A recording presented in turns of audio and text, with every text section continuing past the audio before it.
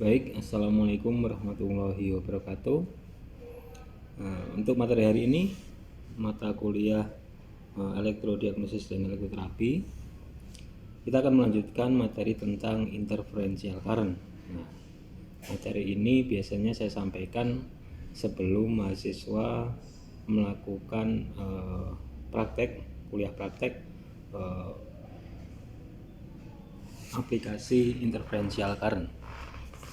Baik, untuk mengingatkan lagi bahwa interferential current ini merupakan dua arus bolak-balik. Ini saya gambarkan ya. Ada interferential current merupakan dua arus bolak-balik yang berbentuk sinusoidal seperti ini. Dua arus bolak-balik yang berbentuk sinusoidal, di mana kedua arus ini mempunyai frekuensi yang berbeda. Katakanlah frekuensi pada arus pertama di sini adalah 4100 Hz misal. Sedangkan frekuensi yang kedua dia mempunyai frekuensi sebesar 4000 Hz.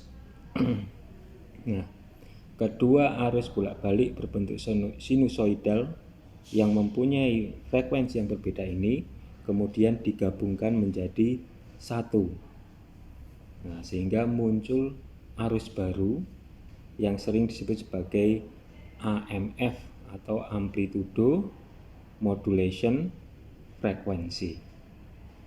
Ada modulasi atau modifikasi dari amplitudo dan ada modulasi atau modifikasi dari frekuensinya, sehingga dinamakan sebagai amplitudo modulation frekuensi. Ketika arus belum digabungkan, ketika kedua arus ini tidak digabungkan, maka amplitudo dari awal sampai akhir relatif sama. Nah, amplitudonya, intensitasnya, kuatnya arus dari awal sampai akhir relatif sama. Begitu juga pada arus yang kedua. Nah, ini relatif sama amplitudonya. Kuatnya arus relatif sama. Ketika sudah digabungkan, maka amplitudonya akan naik turun. Nah, katakanlah seperti ini, amplitudonya akan naik turun, ada modifikasi dari amplitudo. Nah, ada modifikasi dari amplitudo, ada modifikasi dari kuatnya arus. Nah, kemudian frekuensinya juga berubah, yang tadinya arus pertama frekuensi 4100, arus yang kedua 4000 Hz, maka frekuensi baru pada arus baru ini adalah F1, frekuensi pertama, ditambahkan frekuensi kedua dibagi 2. Nah, katakanlah hasilnya adalah 4050 Hz.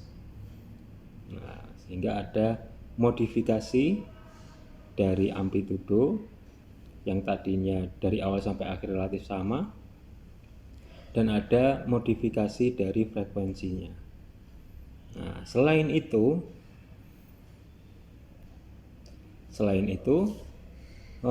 sebelum arus digabungkan, ini arus ke-1 dan kedua, sebelum dia digabungkan, maka arus ini continuous, tidak terputus. Nah, arusnya tidak terputus sebelum arus ini digabung. Tetapi ketika arus ini sudah digabungkan, maka arus ini akan terputus. Ada saatnya dia terputus di sini. Kemudian muncul lagi arus lagi, AMF lagi, dan seterusnya. Nah, ini yang dinamakan sebagai interferential current, di mana kedua arus bolak-balik yang berbentuk sinusoidal yang mempunyai frekuensi berbeda digabungkan membentuk arus baru yang disebut sebagai AMF, amplitudo modulation frekuensi. Oke. Selanjutnya,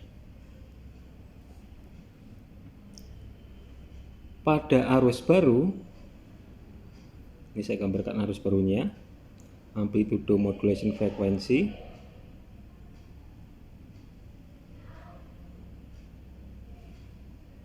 Seperti ini ya, mana amplitudonya bervariasi, naik turun seperti ini. Nah, di mana amplitudo atau intensitas kuatnya arus termodifikasi atau termodulasi. Begitu juga dengan frekuensinya. Ketika arus pertama tadi frekuensinya adalah arus pertama frekuensinya adalah 4100 Hz, kemudian frekuensi kedua adalah 4000 Hz, maka akan digabungkan dan membentuk frekuensi baru. Ini frekuensi yang baru, misal new frekuensi atau frekuensi baru 4050 Hz. Nah, 4050 Hz, 4050 Hz. Nah, selisih antara frekuensi pertama dan frekuensi kedua, nah ini selisih antara frekuensi pertama dan frekuensi kedua, ini disebut sebagai apa? Bit frekuensi. Nah, bit frekuensi, selisih antara frekuensi pertama dan frekuensi kedua. Berapa selisihnya? Ada 100 Hz. Nah, ini adalah bit frekuensi. Bit frekuensi itu di mana? Pada setiap modifikasi dan kemudian dia terputus. Ini misal di sini terputus, maka tiap modulasi ini berisi 100 Hz. Begitu juga yang di sini, ini juga berisi 100 Hz. Begitu juga yang di sini. Nah, ini sebanyak kurang lebih 40 kali ya, berarti ya. Nah, ada 4050 Hz. Ini 4000, dalam 4050 Hz tiap 100 Hz-nya terjadi modifikasi dan terputus seperti ini. Nah, ini bentuk arus dari interferential current. Kemudian dalam aplikasinya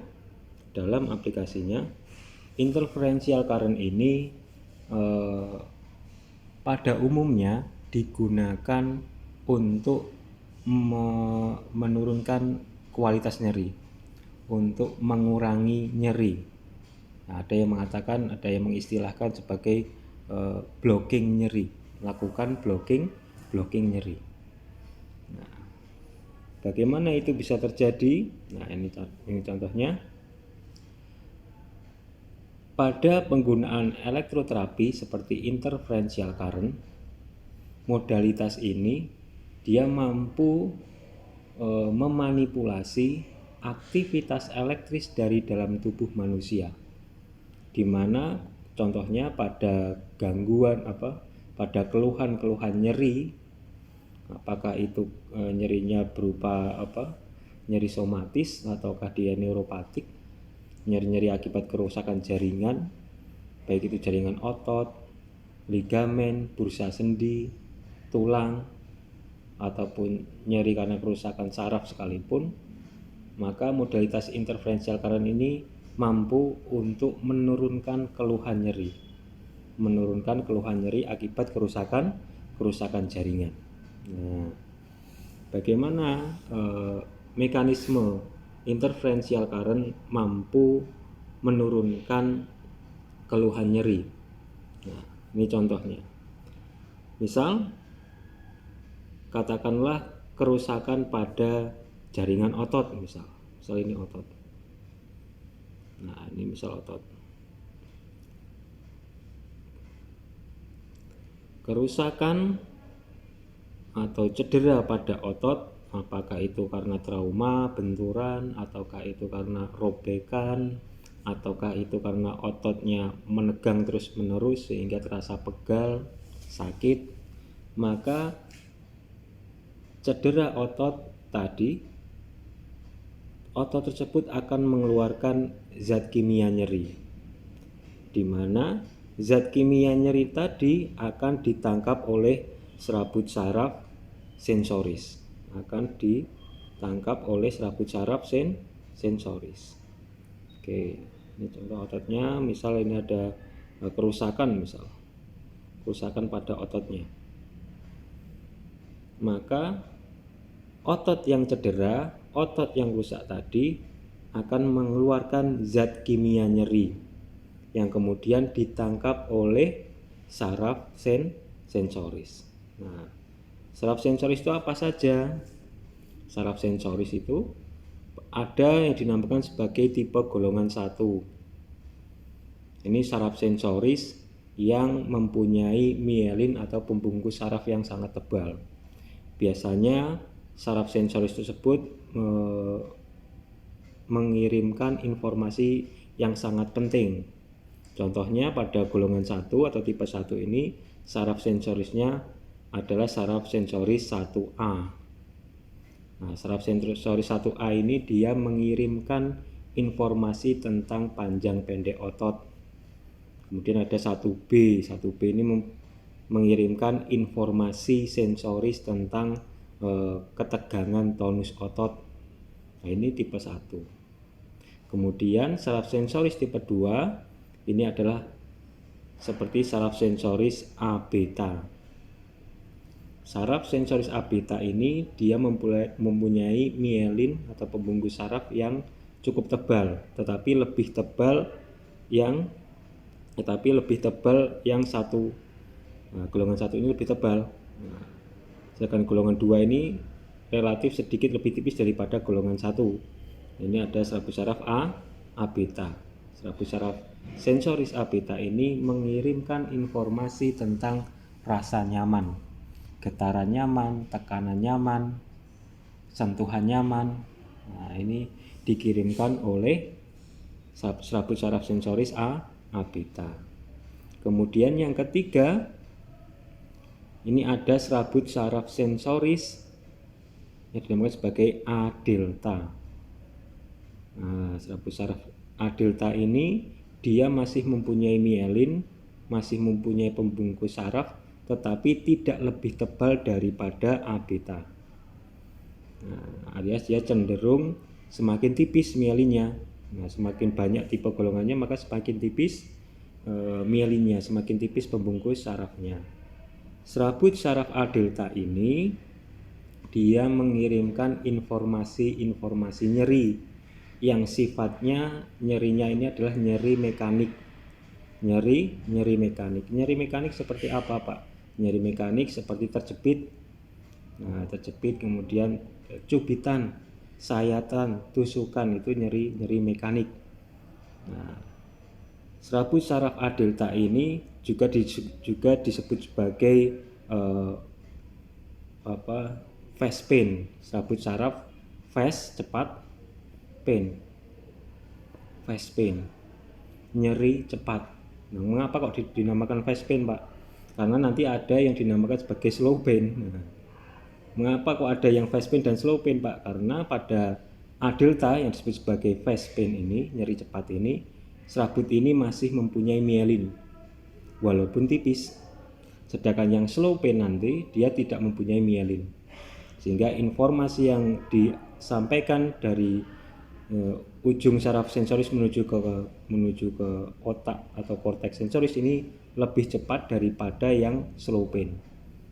Nah, ingat bahwa A delta ini dia lebih dominan menginformasikan bentuk informasi nyeri yang sifatnya mekanik seperti cubitan, tusukan, apalagi sayatan, kejepit, yaitu A delta. Sifatnya cepat, fast pain. Kemudian yang keempat, golongan 4. Nah, ini yang merupakan slow pain. Ini serabut saraf C. Serabut saraf C. Serabut saraf C ini dia akan memberikan informasi-informasi nyeri dikarenakan adanya mediator kimia nyeri. Adanya mediator kimia nyeri. Katakanlah ketika otot itu dia tercubit, misal kita dicubit, sakit nggak? Sakit. Ini yang memberikan informasi adalah A delta. Ketika cubitan tersebut semakin kuat dan kemudian merusak otot, merusak jaringan katakanlah, merusak kulit misal, kulitnya sampai berdarah, maka pada kulit yang rusak tadi akan mengeluarkan zat kimia nyeri. Nah, zat kimia nyeri tersebut dia akan memprovokasi, akan menstimulasi serabut saraf C untuk lapor ke korteks sensoris. Nah, sehingga C ini ada yang kemudian mengatakan C ini adalah inisial dari chemical, di mana serabut saraf C ini dia akan terstimulasi karena keluarnya zat-zat kimia nyeri. Sedangkan yang A delta dia akan mengirimkan informasi nyeri karena adanya perubahan mekanik, khususnya mekanik-mekanik yang menyakitkan, yang thresholdnya atau ambang rangsangnya tinggi.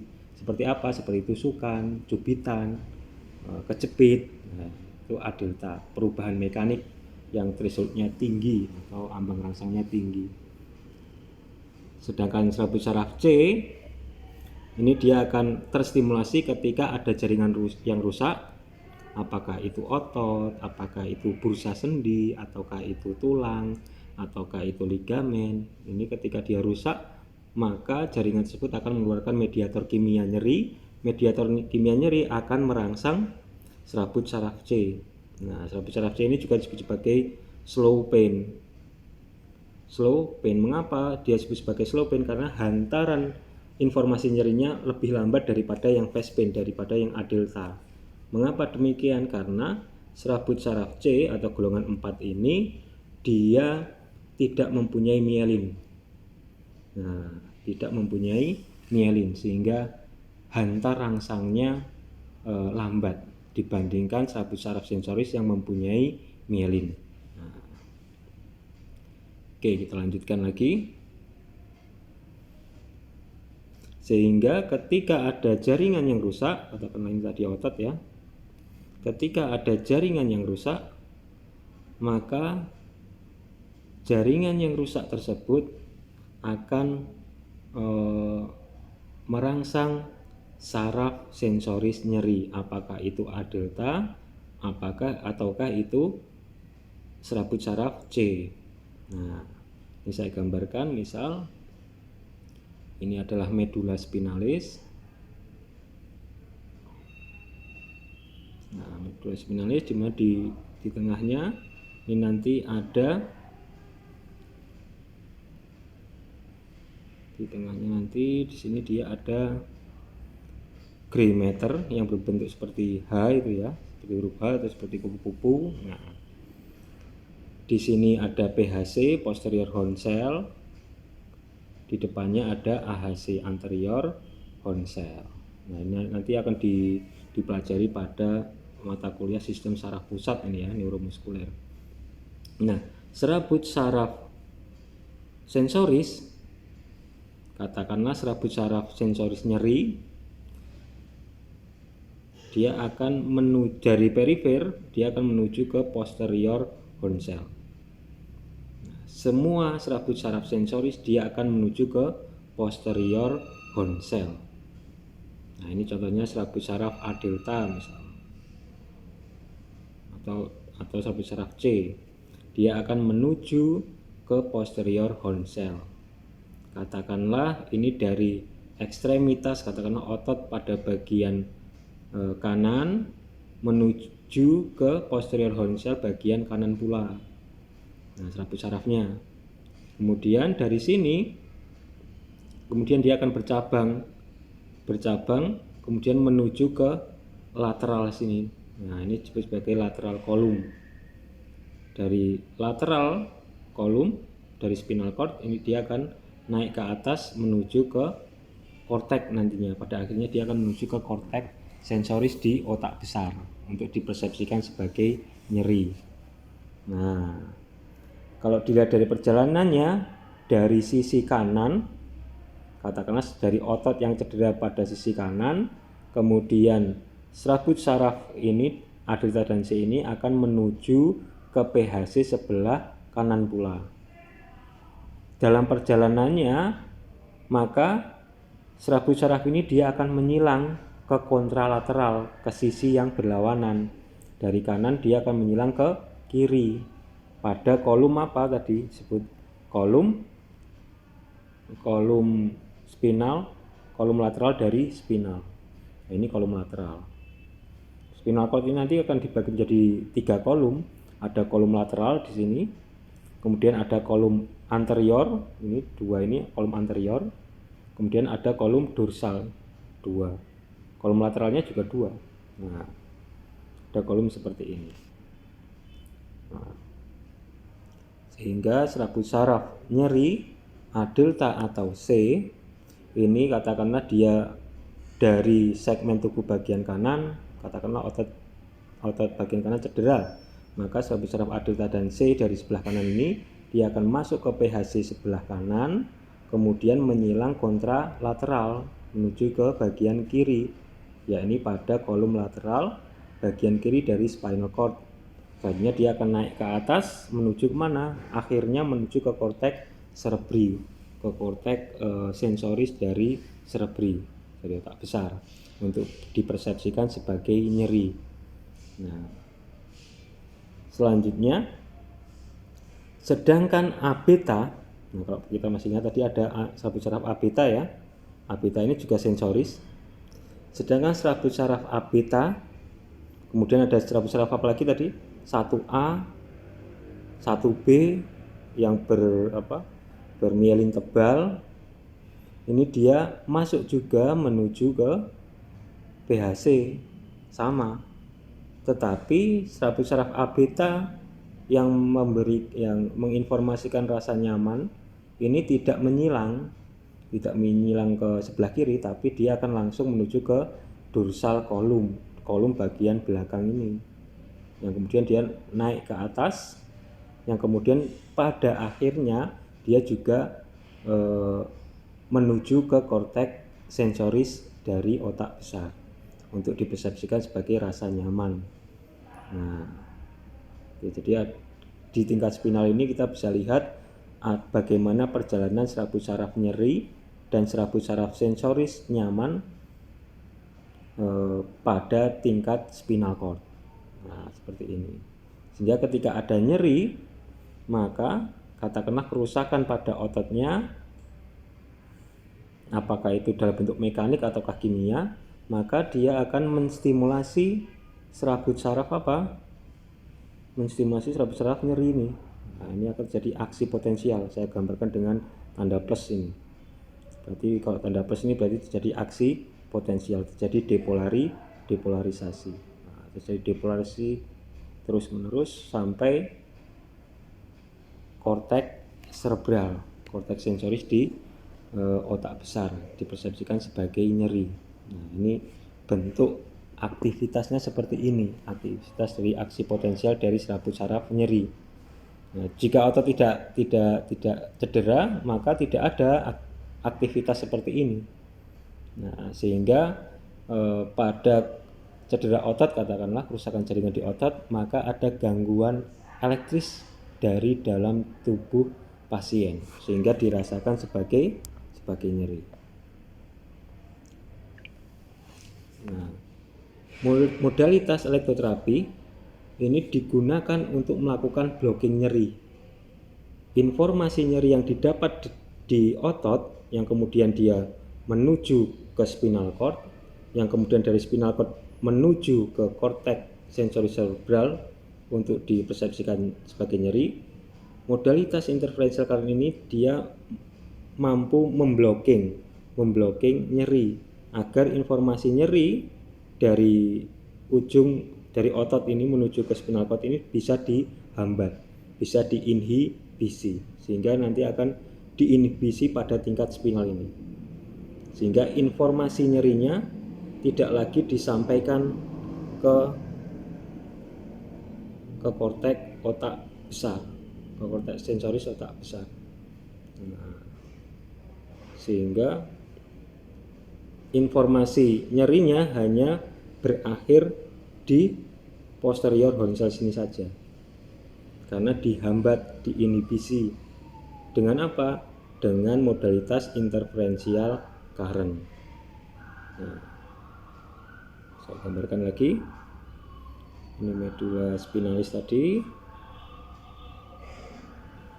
kemudian ada gray matternya berbentuk huruf H atau kupu-kupu, ada PHC dan AHC. Ini PHC ya, posterior horn cell, ini tempat lewatnya semua saraf-saraf sensoris, dan depan ini ada AHC, anterior horn cell, ini untuk keluarnya saraf-saraf motoris.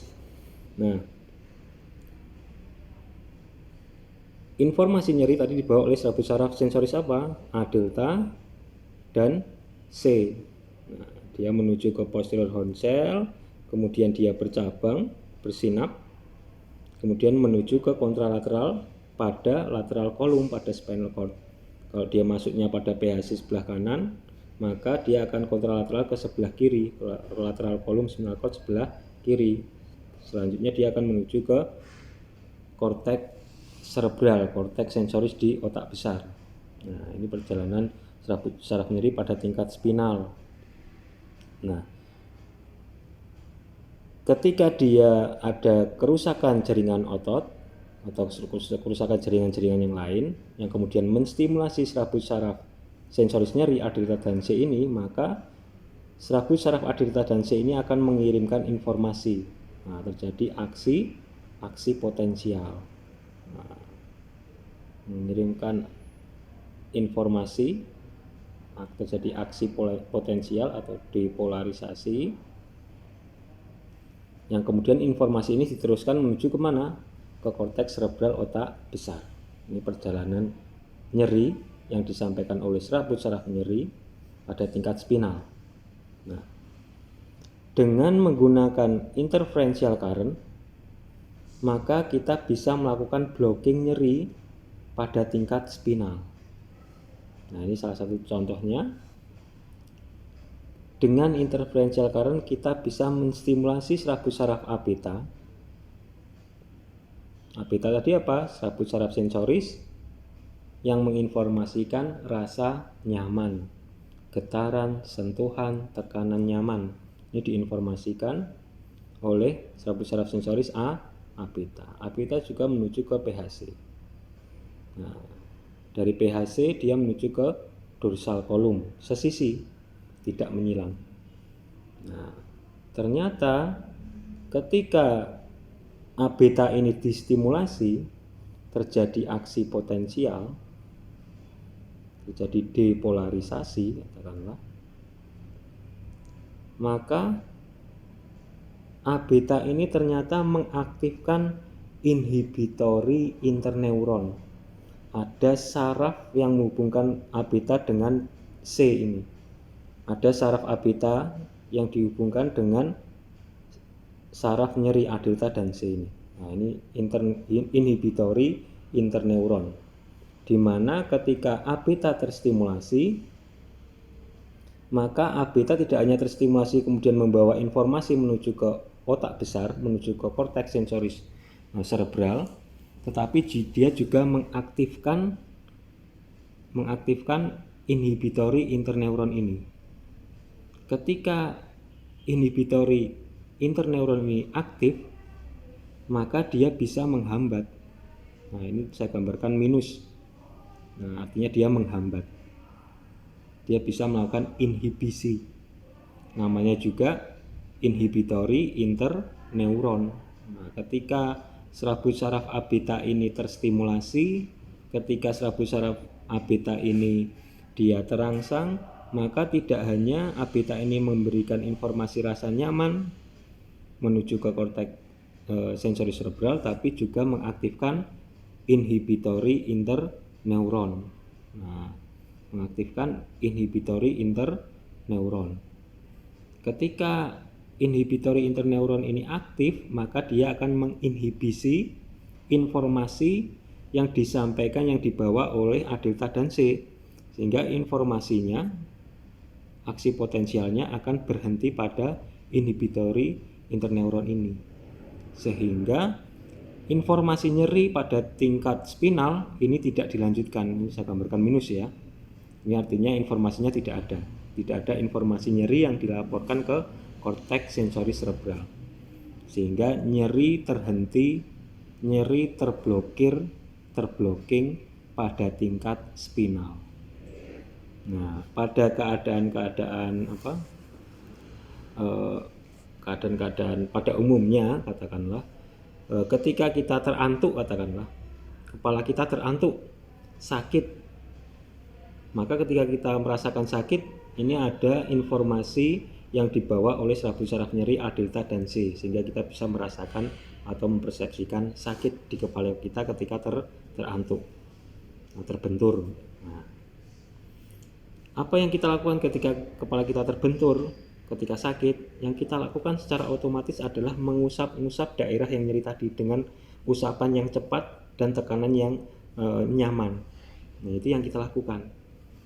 Nah, ternyata dengan melakukan usapan yang pada daerah nyeri tadi dengan gosokan yang cukup cepat dan tekanan yang cukup nyaman, ini mengaktifkan serabut saraf A beta. Sehingga ketika kita melakukan gerakan usapan tadi pada daerah nyeri di kepala kita, maka nyeri tersebut akan menurun. Nah, ini contoh pada umumnya kita sudah melakukan inhibisi nyeri pada tingkat spinal.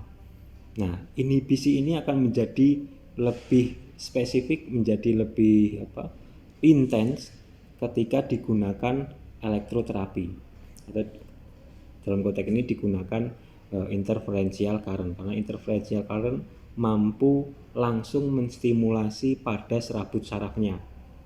Kalau kita menggosok-gosok, katakanlah menggosok-gosok daerah yang nyeri, katakanlah, maka ketika kita menggosok-gosok tersebut, maka ada resisten dari kulit. Nah, kulit ini akan lama-lama akan menjadi merah, akan menjadi kalau cepat gosokannya bisa terkelupas kulitnya ya. Nah, dengan interferential current maka arus ini tidak terlalu membebani kulit, sehingga langsung selektif menstimulasi serabut saraf A beta, sehingga hasilnya akan lebih baik daripada katakanlah menggosok-gosok dengan tangan ketika nyeri. Hal ini juga terjadi bukan hanya pada nyeri somatis, tapi juga pada nyeri-nyeri neuropatik, nyeri-nyeri dikarenakan kerusakan pada serabut saraf. Nah, ini dinamakan sebagai blocking nyeri pada tingkat spinal. Terjadinya blocking nyeri pada tingkat spinal. Dengan apa? Dengan menstimulasi atau mengaktifasi serabut saraf A beta, sehingga pada tingkat spinal ini akan mengaktifkan inhibitory interneuron. Inhibitory interneuron ini akan menghambat informasi yang dibawa oleh A delta dan C. Nah, A delta dan C. Oke. Nah, kemudian pada kondisi atau keluhan-keluhan nyeri, maka aplikasi interferential current ini akan dibagi menjadi dua. Ada aplikasi interferential current pada kondisi atau keluhan nyeri yang sifatnya akut, dan ada aplikasi dari interferential current pada keluhan nyeri yang sifatnya kronis. Nah, kalau kita masih ingat, pada dosimetri aplikasi dari interferential current keluhan nyeri sifatnya masih akut, maka kita perlu men-setting intensitas atau amplitudo ya. Ini adalah minimal amplitudo, atau bisa dikatakan sebagai subsensori. Ini intensitas atau amplitudo atau kuatnya arus. Ini kita setting subsensori. Nah, subsensori itu seperti apa, Pak? Nah, kalau kita masih ingat level dari excitatory, ini ada 3, sensori, motor, dan noxious atau nyeri. Maka pada klinis akan ditambahkan excitatory ditambahkan subsensori. Nah, subsensori ini berarti di bawahnya sensori, Kalau kalau level excitatory sensory ini rasanya nyata, setrumnya nyata, maka subsensori ini rasanya samar-samar.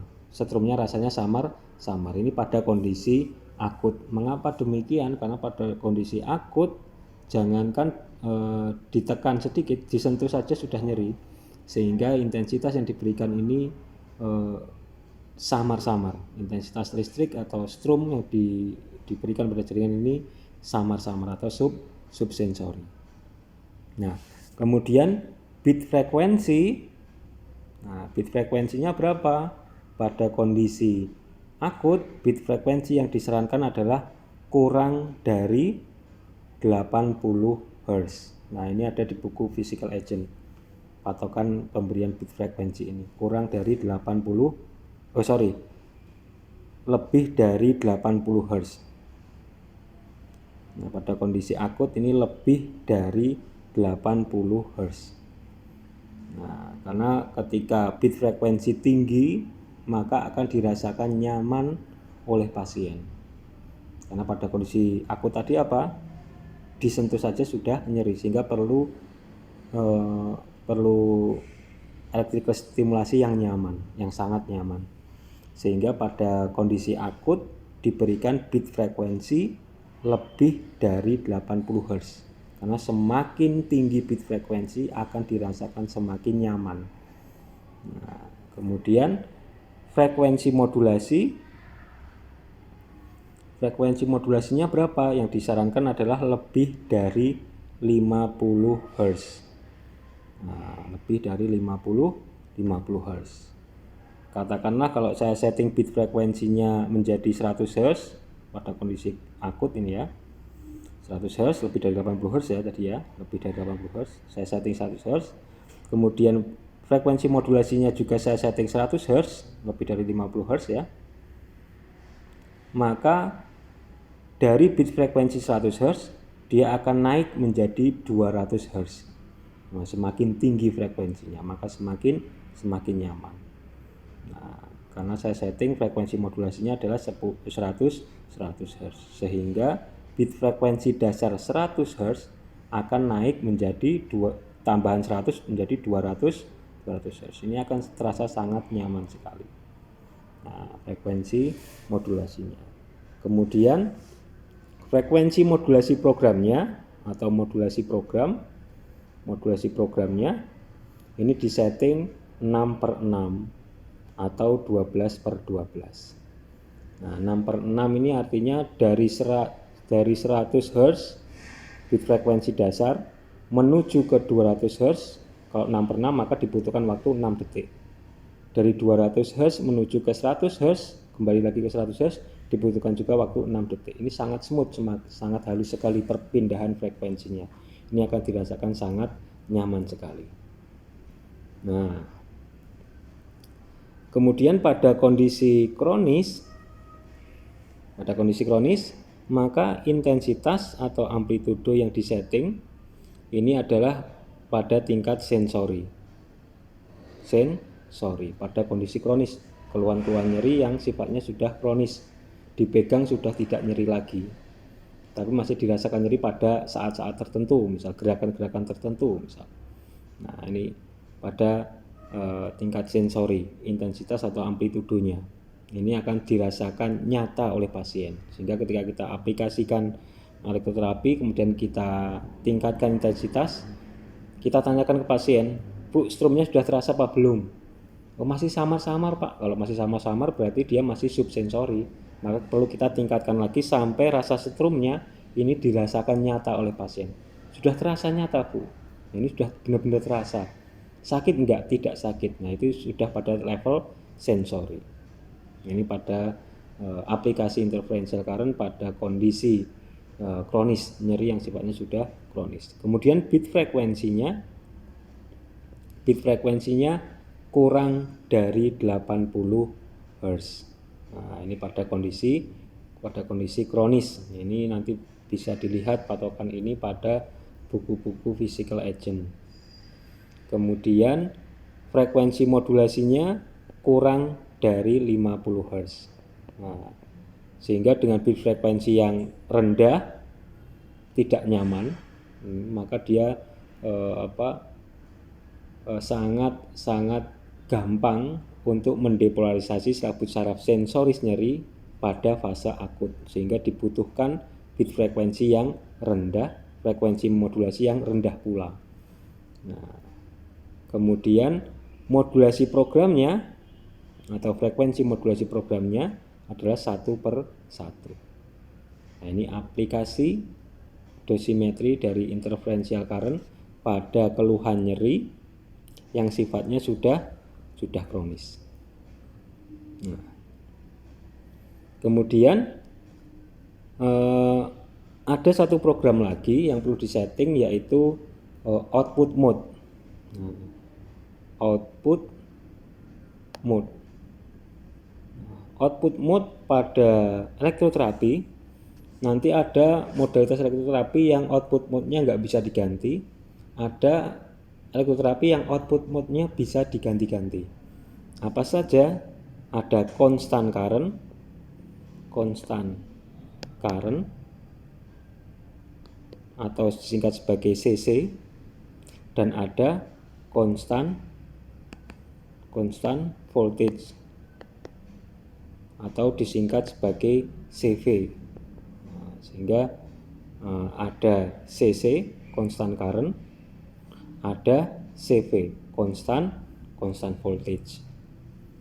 Nah, tentu saja sesuai dengan istilah yang digunakan di sini, kalau constant current berarti arusnya menetap. Arus yang diberikan ini menetap, mengikuti resistannya, sehingga voltasenya bisa naik turun. Sedangkan constant voltage seperti istilah yang digunakan, ya voltasenya menetap. Nah, kalau voltasenya menetap, maka arus atau current yang yang diberikan pada jaringan ini akan naik turun sesuai dengan resistannya. Nah, ini akan kita bahas pada materi selanjutnya, yaitu trigger point nantinya ya.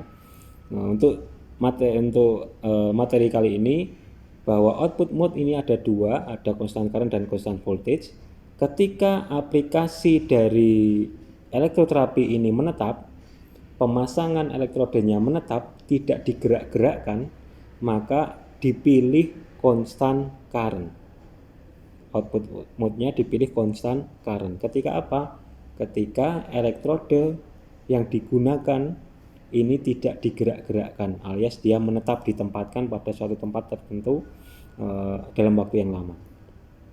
Sedangkan pemilihan output mode constant voltage ini nanti ketika salah satu elektrode ini nanti digerakkan, sehingga ketika elektrodenya dinamis, salah satunya atau dua-duanya digerakkan, maka dipilih output mode yang constant voltage.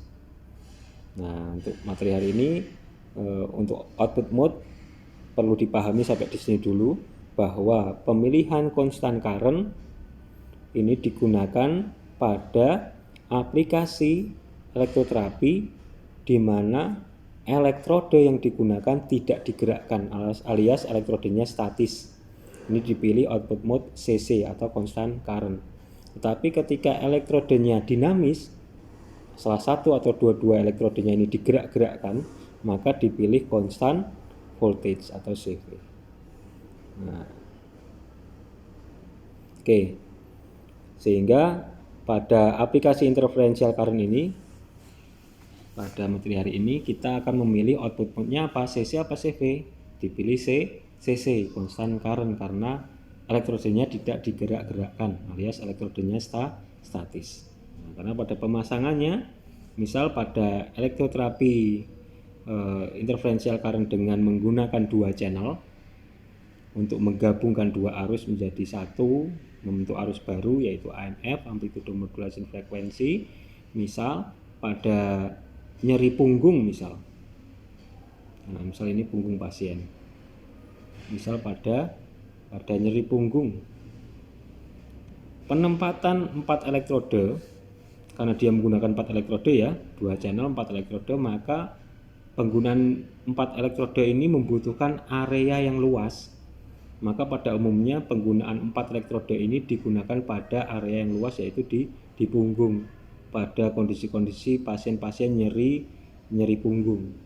Nah, ketika ada pasien mengeluhkan nyeri punggung, kemudian apa yang kita lakukan? Kita melakukan pemeriksaan dulu nyerinya di mana. Misalnya kita lakukan palpasi. Kita lakukan palpasi, nyerinya di mana? Di sini, atau di sini. Misal nyerinya di sini. Nah, maka kita tempatkan keempat elektrode dari interferential current. Misal channel pertama kita bisa menempatkan menyilang seperti ini. Ini channel pertama. Nah, ini katoda dari channel pertama. Kemudian ini misal anoda dari channel pertama. Nah, ini channel pertama. Channel kedua, misal ini katoda di sini dan anodanya di sini. Ini channel kedua misal, dan anodanya di sini. Nah, sehingga penempatannya menyilang. Sehingga arus yang terbentuk ini antara channel 1 dia di sini.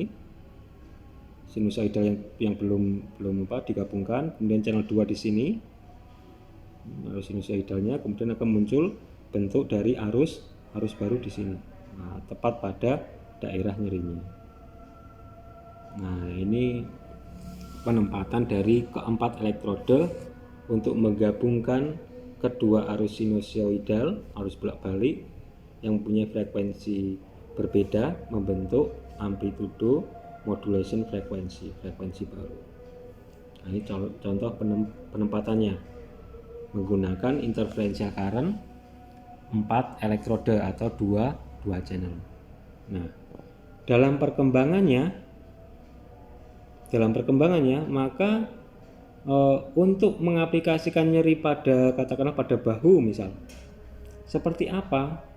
Tidak memungkinkan menggunakan 4 elektrode karena daerahnya terlalu sempit di sini.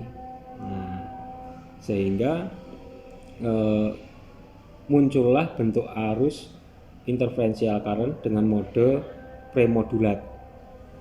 Nah, kita bisa melakukan settingan interferential current dengan premodulat. Nah, premodulat ini adalah arus interferential current yang mampu menghasilkan AMF tanpa membutuhkan 2 channel.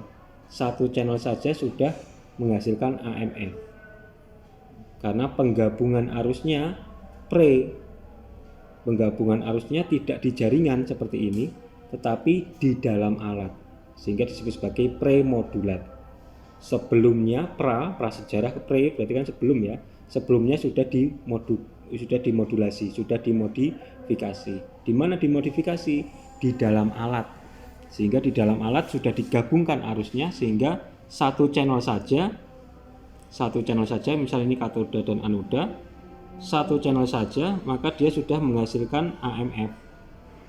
Nah, karena penggabungan arusnya sudah ada di dalam alat. Nah, ini memungkinkan untuk diaplikasikan pada daerah yang kecil. Nah, misal dilakukan secara lokal seperti ini, sebelah belakang dan sebelah depan sini misal. Nah, diaplikasikan lokal seperti ini memungkinkan dengan menggunakan premodulat. Nah,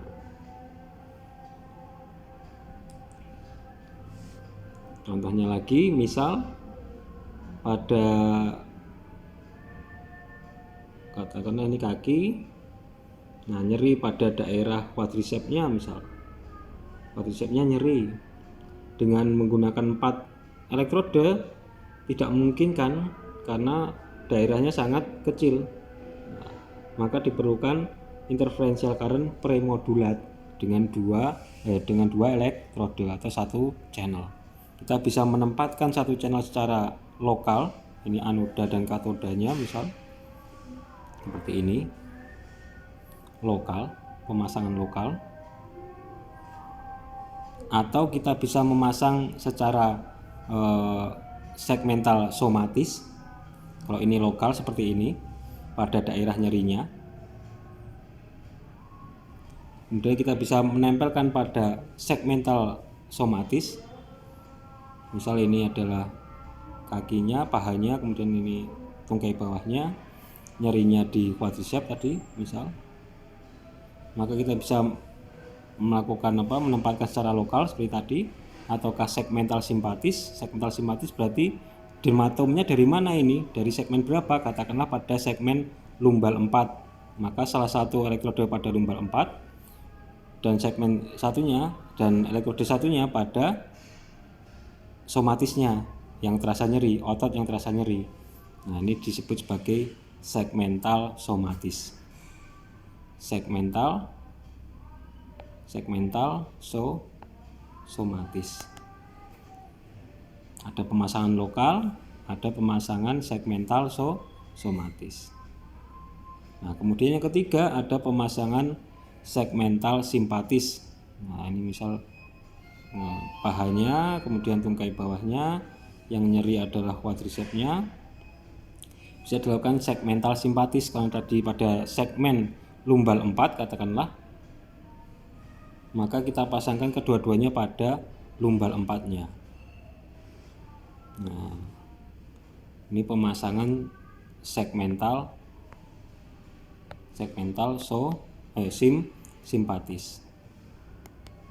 Nah, jadi ada pemasangan lokal, pemasangan segmental somatis, dan pemasangan segmental simpatis. Kalau pemasangan segmental simpatis, dia lebih mengaktifasi serabut saraf otonom simpatisnya. Nah, bukannya serabut saraf simpatis itu pada tingkat torakal, Pak, tidak ada pada tingkat lumbal di bawah. Iya, memang pada segmen lumbal maka simpatis ini cuma ada pada tingkat torakal dan upper lumbal, tetapi preganglionnya dia ada pada tingkat segmen-segmen di bawahnya. Jadi ada percabangan dari torakal, simpatis torakal ini turun ke bawah menuju ke lumbal 4 bergabung dengan saraf motoris dan sensoris pada lumbal 4. Sehingga pemasangan segmental simpatisnya tidak di torakal tapi di sini sudah cukup. Nah, ini pemasangan segmental simpatis untuk mengaktifasi serabut saraf simpatisnya.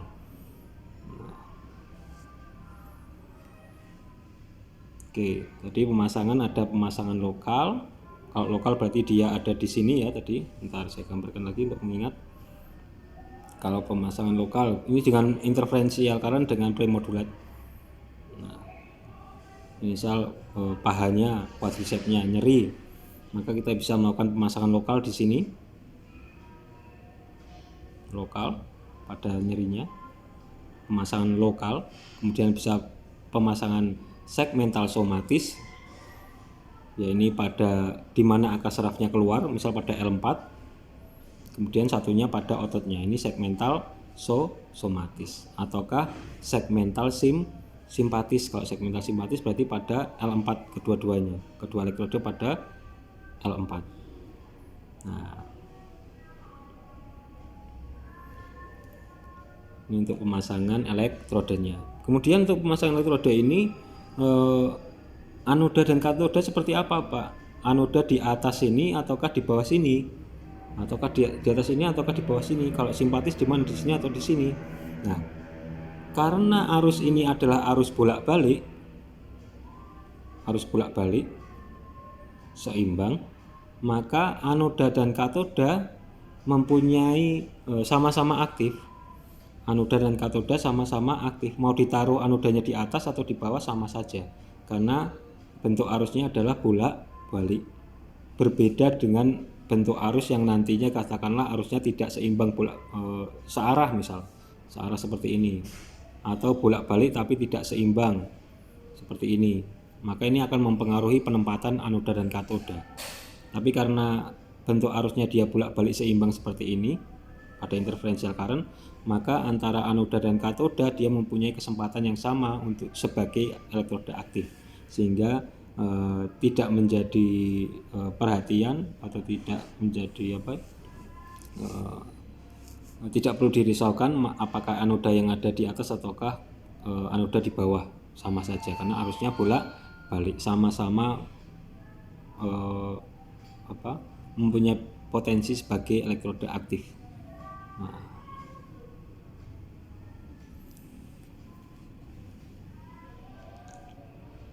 oke. Interferential current pada umumnya dia mampu untuk atau digunakan untuk menurunkan kualitas nyeri, untuk mengurangi nyeri pada umumnya, karena interferential current ini dia masuk ke dalam medium frekuensi current, masuk ke dalam medium frekuensi current, di mana frekuensinya antara 1000 sampai 10.000 Hz. Nah, ini masuk ke dalam medium frekuensi current.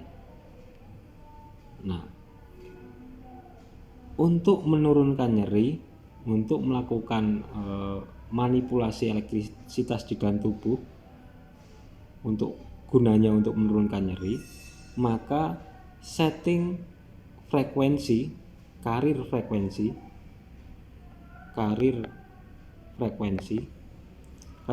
ini adalah frekuensi baru ya, penggabungan antara dua frekuensi tadi menjadi arus baru. Ini disebut sebagai karir frekuensi atau new karir frekuensi. Untuk mengurangi nyeri, untuk mendapatkan manfaat mengurangi nyeri, maka perlu disetting karir frekuensinya 4000 Hz. 4000 Hz. Karena dengan 4000 Hz ini mudah mendepolarisasi atau mudah menstimulasi serabut saraf sensoris. Karena pada dasarnya keluhan nyeri ini berarti ada kesalahan aktivitas elektris pada serabut sensoris nyerinya. Nah, maka dipilih karir frekuensi 4000 Hz, karena dengan frekuensi 4000 Hz ini mudah menstimulasi, mudah mendepolarisasi serabut saraf sensoris. Untuk mendepolarisasi serabut saraf motoris atau menstimulasi serabut saraf motoris agar ototnya kontraksi, maka karir frekuensi yang dipilih adalah 2000 Hz. Berarti interferential current bisa menstimulasi serabut saraf motoris, Pak. Bisa menghasilkan kontraksi otot, Pak. Bisa. Nah, dia akan lebih mudah mendepolarisasi, lebih mudah menstimulasi serabut saraf motoris untuk menghasilkan kontraksi otot dengan frekuensi 2000 Hz. Nah, ini nanti akan kita bahas pada Ratio current. Nah, nanti kita akan bahas pada materi-materi selanjutnya, itu Ratio current menggunakan arus bolak-balik semacam interferential current yang fungsinya untuk mengoptimalkan daya kontraksi otot. Oke.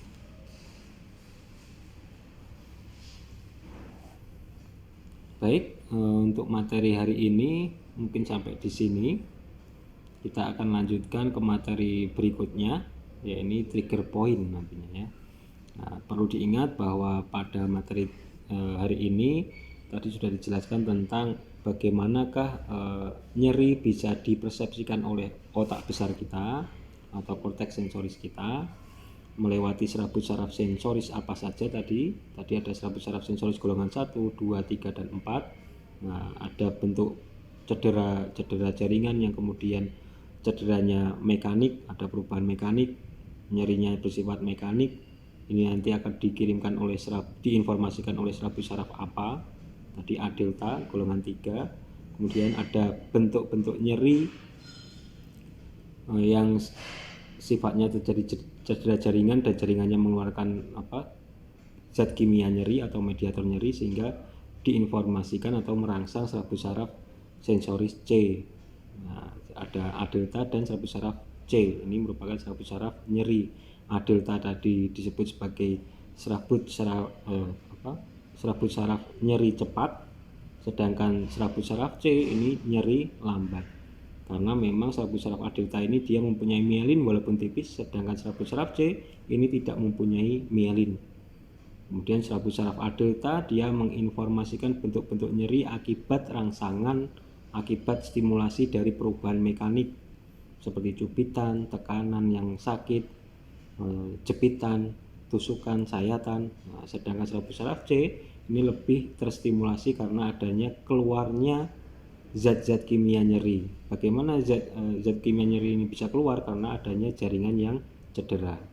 Nah, pada penggunaan interferential current, maka interferential current ini baik pada settingan pada kondisi akut atau kronis ini mampu melakukan blocking nyeri pada tingkat spinal.